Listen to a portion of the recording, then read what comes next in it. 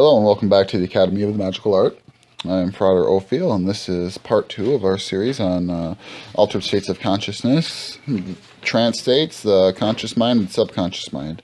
If you have not listened to part 1, please discontinue and go do so now, as that will kind of build a foundation for what we're about to talk about. We left off discussing the programming of our subconscious mind that we haven't realized. We discussed how our conscious beliefs and our subconscious beliefs have to line up in order to manifest what we're wanting. So, guarding the mind will create more powerful manifestations. The less garbage that your brain has to sift through, the less clashing beliefs that it has to try to organize on a conscious or subconscious level, the faster the commands that you issue it will manifest. If you look at 2 sets of pipes, one of them is clogged full of garbage, one of them is clean and pure. Which pipe is going to have a cleaner, easier, faster, more powerful flow? Very easy to understand. We as magicians, we as divine beings, have the ability, have the power to consciously place whatever we want in our subconscious mind.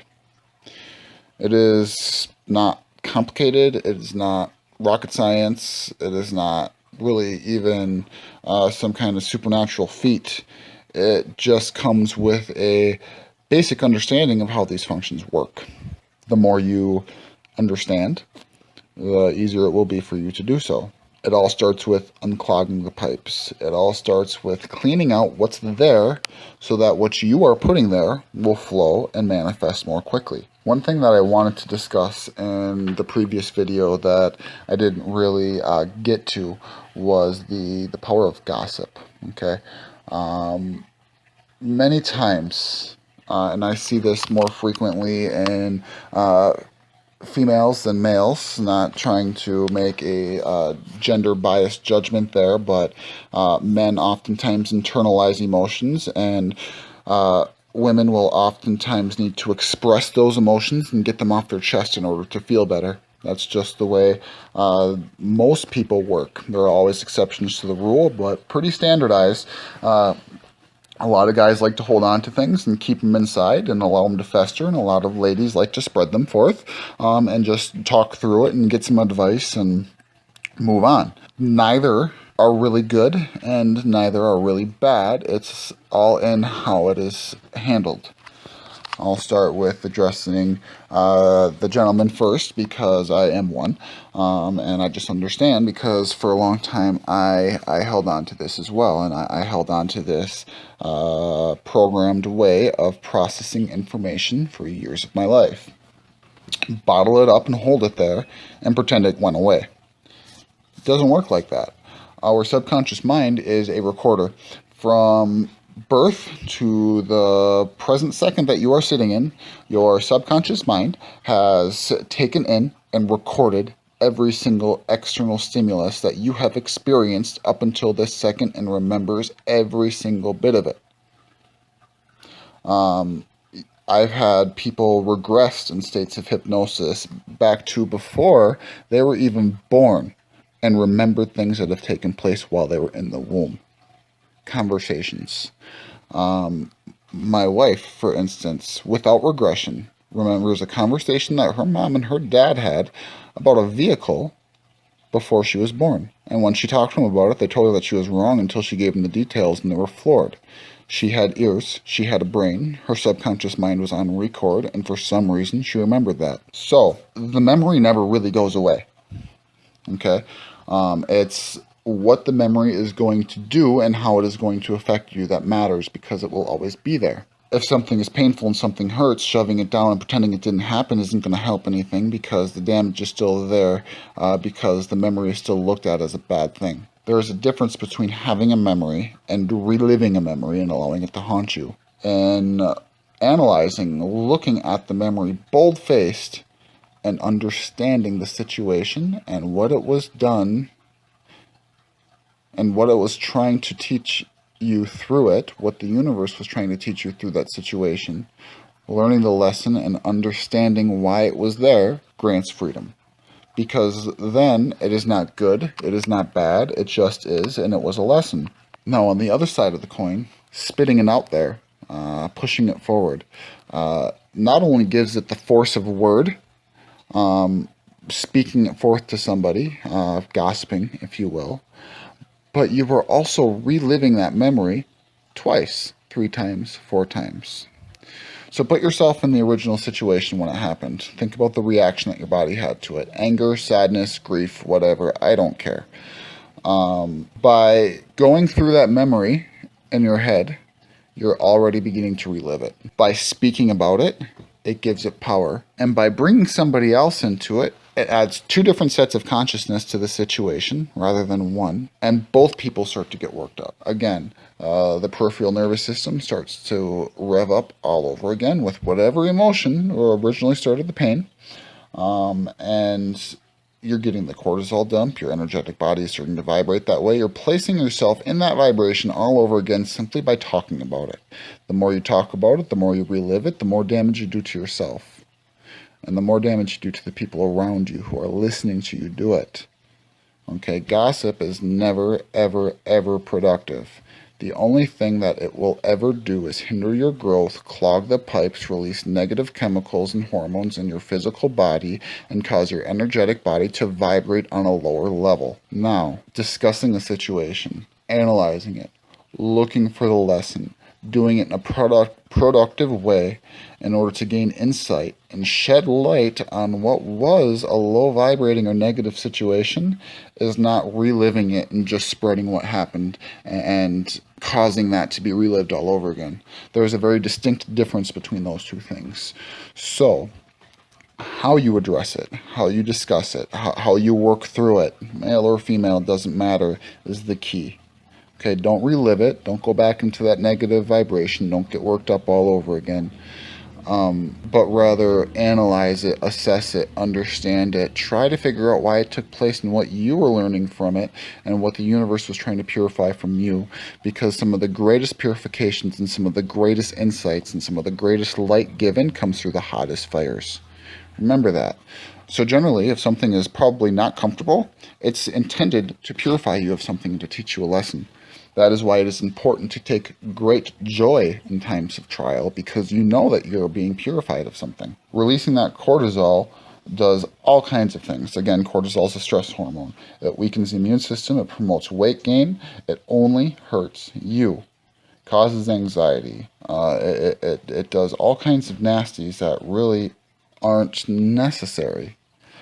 I'll go back to a parable that I saw or heard somewhere about 2 monks. Okay, I think I might have seen it on Facebook a couple of weeks ago. But it was a really little easy parable. 2 monks were walking. One was old, one was young. It was against these monks' set of beliefs or their laws, if you will, to touch a woman. They came across a woman that was trying to pass a river. She asked for help. The older monk picked her up, put her on her shoulder, walked across the river, put her down, and they carried on their way. 2 or 3 hours passed, and the younger monk was just being eaten up alive because this older monk just touched a woman. He broke a rule. So eventually he brought it up to this older monk and asked him about it, and the only thing that the older monk had to say was, "Why are you still carrying her? I put her down 3 hours ago. Why are you still holding on to this?" So when it comes to situations that are eating you alive like that, first thing that you should ask yourself is, why am I still holding on to this? What good is it doing to me? Put it down and move on. But people can have, I think it is 60,000 thoughts a day. How many of those thoughts are negative? What is the predominancy of your thoughts? Is it positive or negative? Because the predominancy is what is most quickly going to be attracted to you. Are you worrying about your bills or your future or your fears or past regrets, the fight that you had with somebody yesterday? Or are you looking at your future and becoming excited and seeing yourself as being successful and where you want to be and happy and helping people? What is predominant? Feelings such as anxiety, fear, and anger are all caused by a psychological reaction to external stimulus, not by the stimulus itself. Again, I say, feelings, anxiety, fear, anger, happiness, joy, love, feelings are all caused by psychological reactions to an external stimulus, not by the stimulus itself. So what is a psychological reaction and how can you control it? Choose your reaction rather than being on autopilot. The subconscious mind and the conscious mind are in a relationship with each other. One of them is male, one of them is female. Okay. It doesn't take too long to figure out which is which. You know, the left brain, the conscious mind, is logic, it is decision, it is black and white. The right brain, the subconscious mind, the female mind, is creative, it is intuitive, it is colorful. Manifestation rests within the subconscious mind.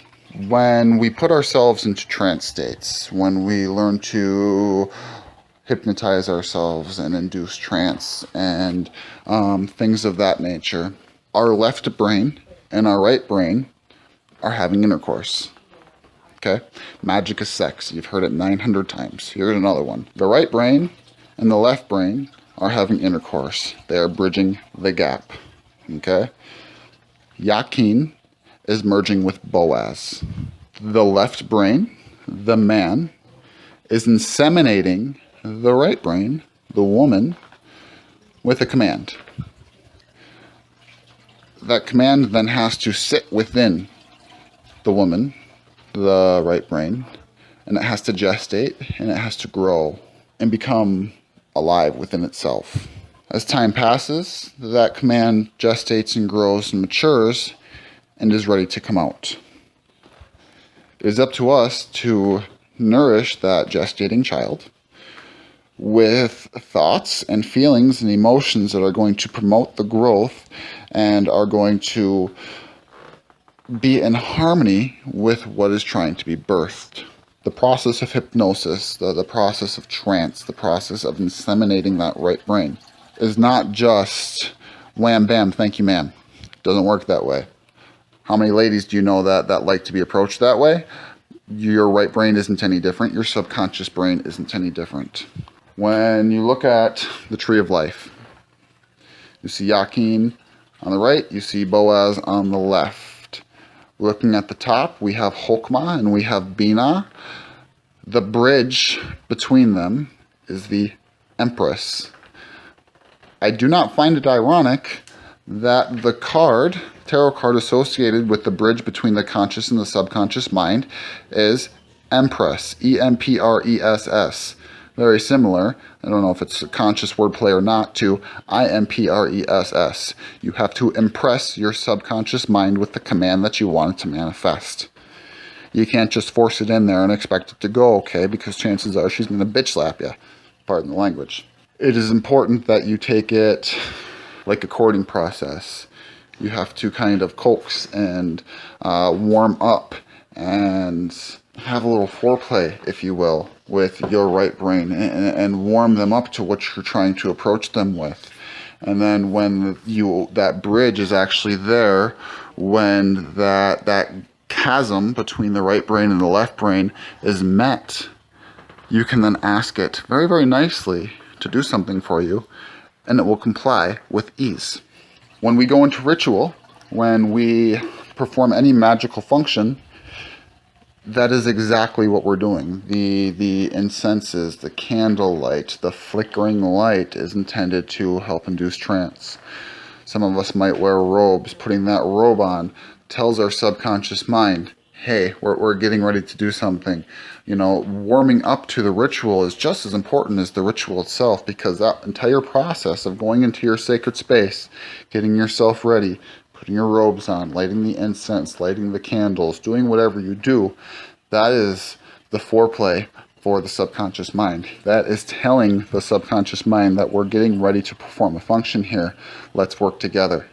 So you then enter yourself into that trance state. You then put yourself into that state of trance or semi-trance, if you will, because there are different levels of hypnosis based on the wavelengths of our brain. If we're in an alpha state, a theta state, beta state, whatever, delta state, those are all different levels of consciousness, being from a walking conscious state all the way down to deep sleep. The alpha state is, I feel, the most ideal to magical manifestation. Okay, You are putting yourself in an alpha state, a state of walking hypnosis or trance, to then perform your function, perform your ritual, perform your spell, do your past life regression, whatever, communicate with spirits. When you see mediums communicating with loved ones past, oftentimes they'll take some time and they'll put themselves in the proper state. They're putting themselves in an alpha state so that they can hear things more clearly. Everything is interpreted by the brain on a much deeper level when that chasm is not so wide, because every day we are taking in different signals. Right now, there are probably spirits that you can see in the room around you on a subconscious level, but you can't see them on a conscious level because your brain is filtering them out. When our paradigm is being built as children, there's a filter there. There's a wall that its job is to deem what is important, what is not important, what is there, what is not there. That imaginary friend that you had when you were 10 years old wasn't so imaginary. You were told it was imaginary, so you stopped seeing him or her. It's the filter. So what we're doing when we're entering into the trance state is we're moving past the filter, taking the filter down, so that you are more open and receptive to all of these signals that you're receiving, and the signals that are being pushed out get pushed out more clearly and more rapidly and more effectively. There are many different ways to induce trance. My personal favorite way was creating a trigger for myself. I hypnotized myself, and then I created the trigger, which is doing something with your body that tells your body to do something else. So when I place my thumb and my index finger on my left and right hand together, and I count back from 10, my mind knows that it's time to go into trance. So at this point, after years of doing this, it literally takes me 10 seconds to take myself from a waking state down to a trance state. Some people like to listen to frequencies that are intended to put them into trance. Other people will use guided meditation. Some people will actually go to a hypnotherapist and have them place a trigger within themselves. If any of you feel like taking that approach, going to a hypnotherapist, and saying, I want you to implant a trigger for me to be able to put myself in a trance state whenever I want, they'll be able to do that for you. Otherwise, what I encourage, every magical practitioner should know how to put themselves into trance. Okay, so do some study, do some research on altered states of consciousness, do some research on trance states and hypnosis, and learn how to put yourself into a trance state. Because I could tell you 3 different ways on how to do it, and none of those 3 ways might work for you. So you have to go through a couple of different methods and figure out what is the most effective for you. No 2 minds can be coaxed into that trance state in the same exact way. There might be a day down the road here when I make a couple of different videos that are guided meditations or whatever that explain how to go into trance. Or how different ways to approach putting yourself in a hypnotic state. But for the sake of time and efficiency, right now I feel it would be better for you to go and do a little bit of your own research and learn and figure out what works best for you. This is just to cover why it's important, how it works, and why it's important to kind of unclog the pipes so that your manifestation will work better. If you have any questions, comments, concerns, I encourage you to put them in the comment box below, or send them to either myself or Yana Rain on Facebook, and we'll get back to you as soon as we can. Again, I want to thank you for joining with me today at the Academy of the Magical Art. And until next time, blessed be.